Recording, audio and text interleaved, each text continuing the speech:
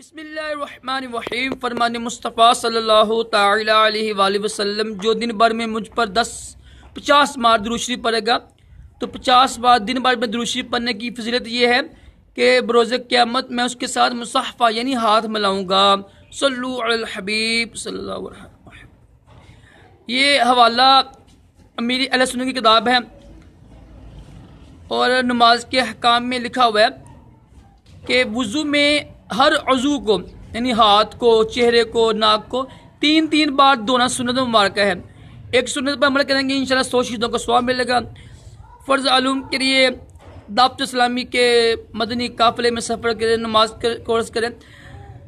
راشد عطاری خوابوں کی تعبیر لے کے پیش خدمت ہے۔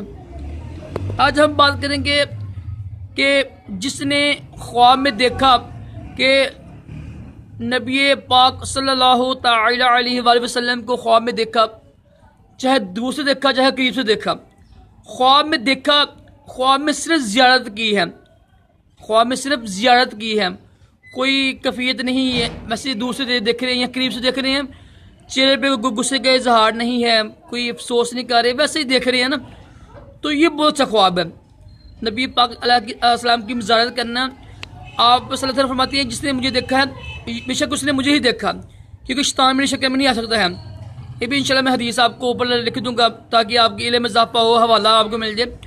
اس کے علاوہ دیکھیے یہ خواب بہت اچھا خواب ہے، نبی پاک علیہ السلام کی زیارت کرنا اور کوئی ایسی بات نہ دیکھنا جو دین کے خلاف ہو، غصہ نہ ہو ایسے، تو اس کی تعبیر یہ ہوتی ہے کہ مرادیں پوری ہوں گی انشاءاللہ، دولت ملے گی، شہرت ملے گی، اس کی بیماری دور ہوں گی، اس کی مشکلات دور ہوں گی اور خوشحالی انشاءاللہ آئے گی۔ اللہ تعالی ہم سب کو بھی اچھے خواب دکھائے اور نبی پاک علیہ السلام کی خواب میں زیارت بھی نصیب کرے اور دونوں جہانوں کی بلائیاں عطا کرے۔ اللہ حافظ۔